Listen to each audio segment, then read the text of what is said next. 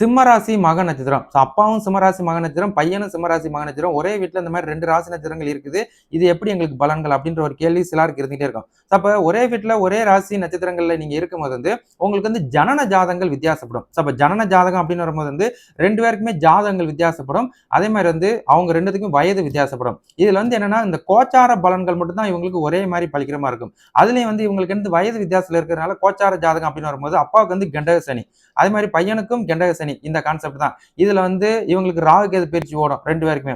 அப்ப அப்பா திருமண வாழ்க்கையில கவனம் செலுத்தணும், குடும்ப வாழ்க்கையில கவனம் செலுத்தணும், அவரோட உடல் ஆரோக்கியத்துல கவனம் செலுத்தணும், அவரோட பொருளாதார வாழ்க்கையில அவர் கவனம் செலுத்தணும். ஸோ இதெல்லாம் கரெக்டா அவங்க வழி நடத்தணும். ஸோ 2வது பையன் அப்படின்னு வரும்போது பையனுக்கு படிப்பு ரிலேட்டடான விஷயங்கள்ல கொஞ்சம் இம்ப்ரூவ்மெண்ட் காட்டணும், அவருக்கும் உடல் ஆரோக்கியத்துல கவனம் செலுத்தணும். ஸோ இந்த 2 தான். ஸோ உங்களுக்கு இன்னமும் நான் பொருளாதாரத்துல ஒரு பின்னடைவா தானே இருக்கிறோம், இதனாலதான் எங்களுக்கு அப்படின்னு கேட்டா, ஒரே வீட்டுல 2 ராசியா இருக்கும்போது 2 பேத்துக்குமே சனி தாக்கம் இருக்கிறதுனால, அப்ப ஒரு வீட்டுல ஒரு சனி இருந்தா நமக்கு சூப்பராகவே செயல்படுவார்.